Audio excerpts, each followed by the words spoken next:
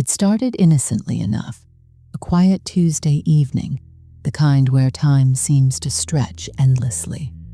My husband Greg was out of town for work, leaving me alone in our sprawling suburban home with nothing but the hum of the refrigerator and my restless thoughts.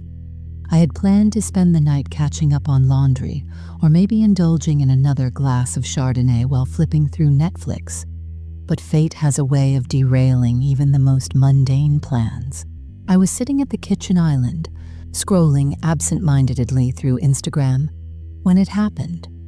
A notification popped up on my screen, an ad featuring someone who looked eerily familiar. The caption read, "Follow at Carter Fit 365 for exclusive content." At first glance, I thought it was just some random fitness influencer trying to sell protein shakes. But then I clicked. What I saw made my stomach drop. There he was, my stepson, Carter. His chiseled jawline, his piercing blue eyes, his abs that seemed carved from marble. Only this wasn't the shy, brooding teenager I'd known since he was 16. This was a man who exuded confidence, his body glistening under studio lights, as he posed in nothing but a pair of black boxer briefs. The tagline below the photo said it all. "Subscribe now for daily updates and private videos." My breath hitched. Was this real? Had Carter really turned himself into this? For days, I couldn't shake the image of him from my mind. Every time I closed my eyes, I saw those photos. At first, it was curiosity, just wanting to understand what drove him to do something like this. Then it became something else entirely, something darker, something I didn't dare name aloud. One late night, after too much wine and not enough sleep, I caved. I subscribed. The moment I entered my credit card information, guilt crashed over me like a tidal wave. What was I doing? This was Carter, Greg's son, the boy I'd helped raise, the one who used to call me Mom before deciding he was too old for such childish affection. And here I was, paying money to watch him strip down for strangers. But once the initial shame subsided, there was no denying the thrill coursing through me. Watching his videos felt illicit, forbidden. Like dipping your toes into water you know you shouldn't touch. He moved with an ease that mesmerized me, his voice low and teasing as he spoke directly to the camera. And then came the comments, hundreds of them. Women fawning over every inch of him, praising his physique, begging for more. Jealousy flared within me, sharp and unexpected. How could they see him this way without knowing the real Carter? The awkward kid who once cried because he failed a math test, the young man who still hugged me goodbye whenever he visited. That's when the idea struck me. If these strangers could have access to him, why couldn't I?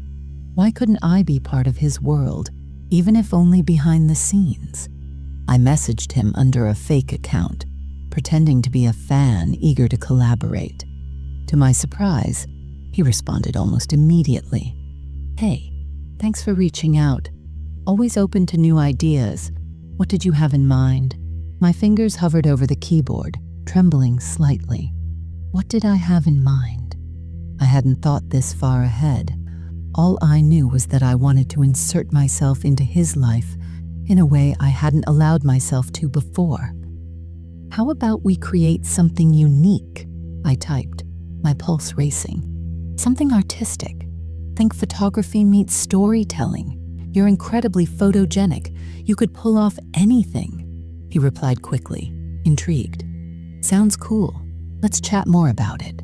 When are you free?" Free? Oh God, I hadn't considered logistics. What if he recognized me? What if Greg found out? Panic bubbled in my chest, but I forced myself to stay calm. "Tomorrow works," I wrote back, my heart pounding. "Let's meet somewhere private, somewhere inspiring." As soon as I hit send, I realized I'd crossed a line I could never uncross. Tomorrow I would face him, not as his stepmom, but as someone entirely different. someone dangerous. When Carter arrived at the secluded cabin I'd rented for the day, he looked exactly like he did in his photos, tall, muscular, and devastatingly handsome. But there was also a vulnerability in his expression, a flicker of uncertainty that reminded me of the boy I'd known years ago. "Thanks for coming," I said, my voice steadier than I expected. "I think we can make something truly special together." His gaze lingered on mine, searching, questioning. For a moment, neither of us spoke. Then he smiled, a slow, knowing grin that sent a shiver down my spine. "So, what's the plan?" he asked, stepping closer. And just like that, the air between us shifted. The boundaries we'd always respected began to blur, and I knew there was no turning back. The cabin was small but cozy, with sunlight streaming through the windows and casting golden patterns on the wooden floor. I had chosen it for its seclusion, far enough from prying eyes, yet close enough to feel safe. If safe was even the right word anymore. Carter stood by the door, his hands shoved into the pockets of his jeans, looking around curiously. "So, this is your big idea?" he asked, his tone teasing but intrigued. "A photo shoot in the middle of nowhere." I forced a smile, though my heart was hammering so loudly I was sure he could hear it. "Not just any photo shoot," I said, trying to sound confident.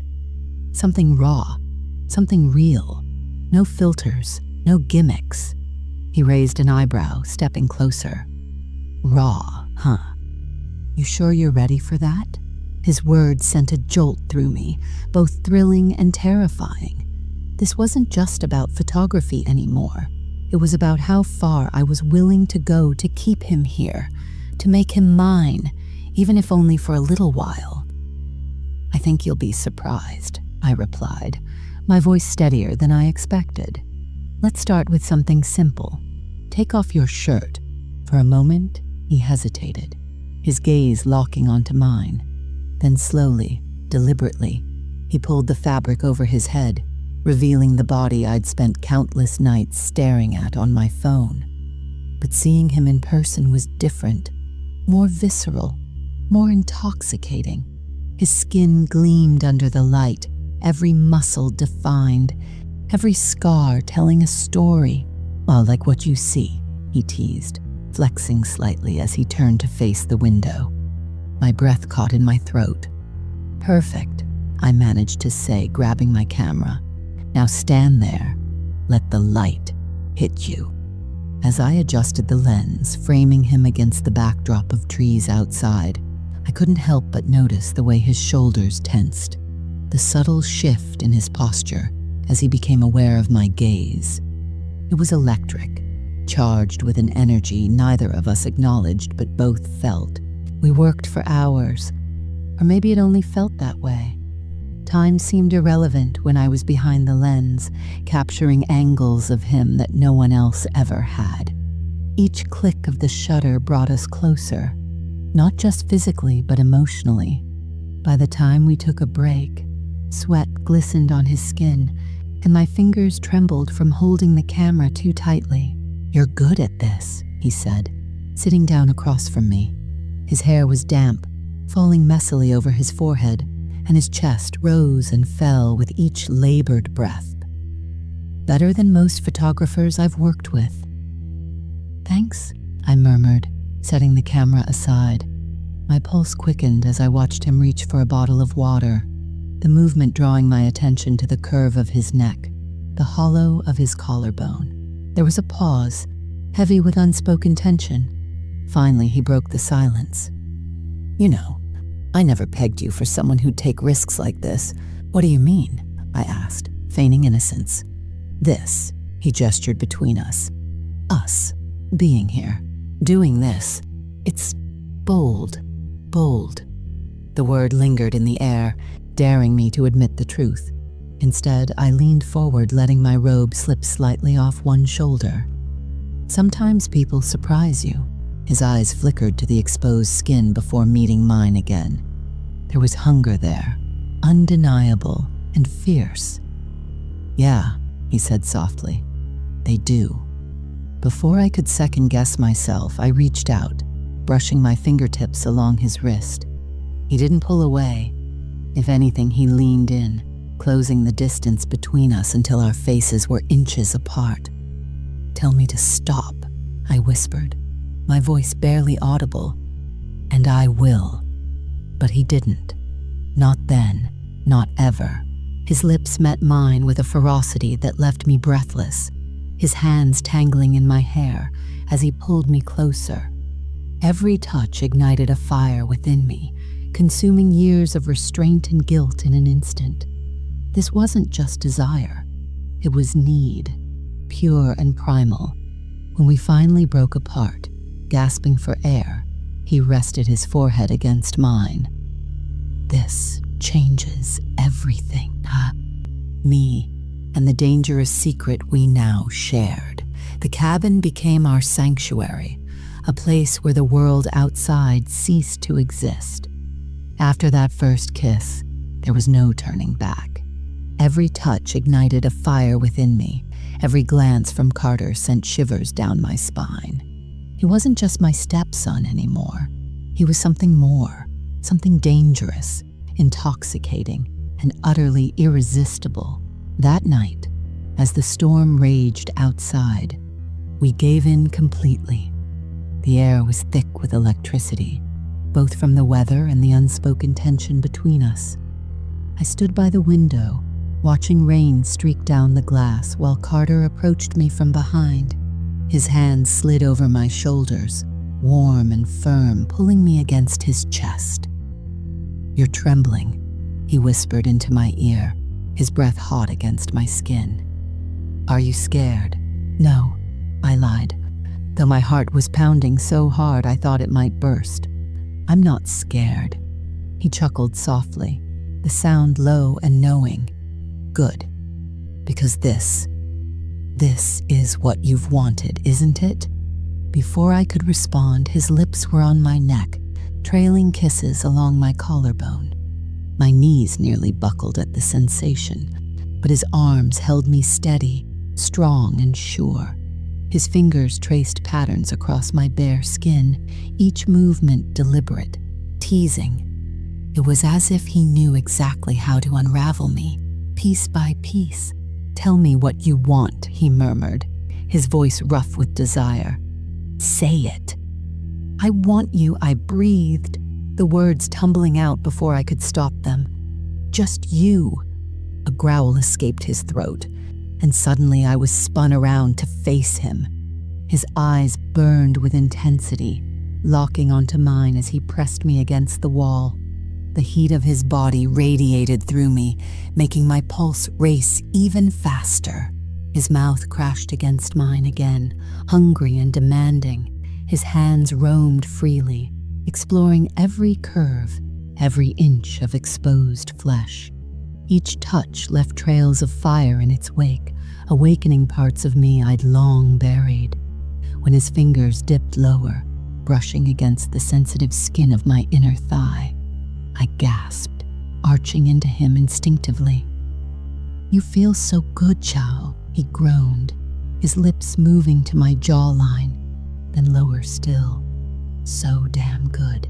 Every nerve ending in my body screamed for more, and I didn't fight it.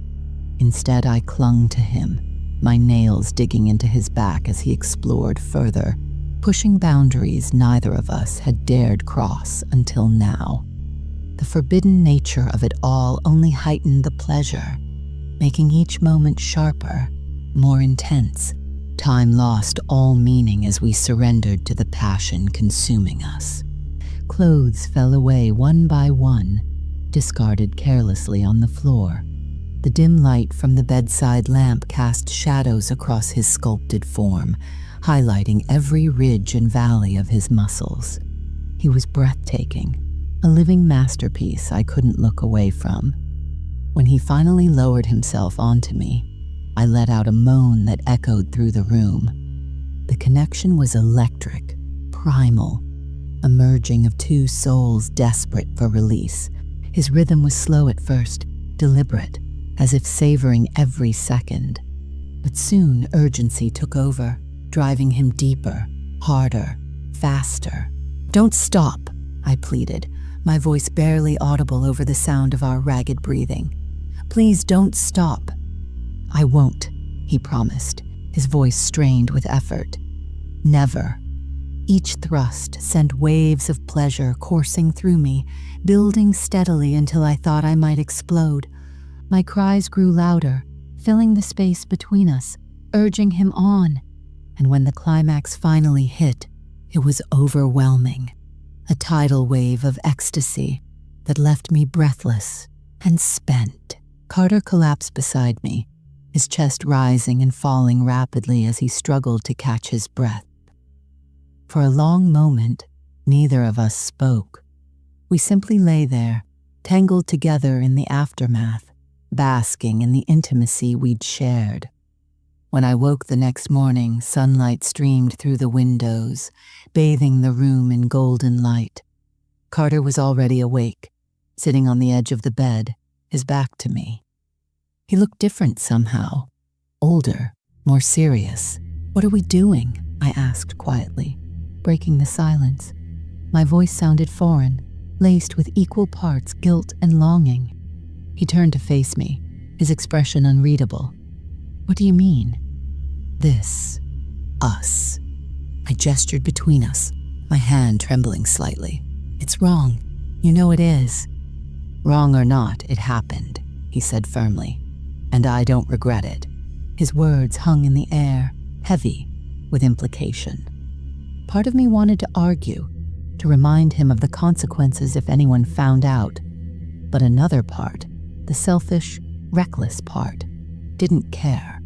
All I knew was that being with him felt right in ways nothing else ever had. "So what now?" I asked, my voice barely above a whisper. He reached out, taking my hand in his. "We figure it out, together." There was a finality in his tone, a determination that left no room for doubt. Whatever came next, we would face it side by side. As we dressed and prepared to leave the cabin, I couldn't shake the feeling that our lives had changed forever. What started as a risky collaboration had evolved into something far deeper, far more complicated. Yet despite the uncertainty ahead, I couldn't bring myself to regret a single moment, because for the first time in years, I felt alive.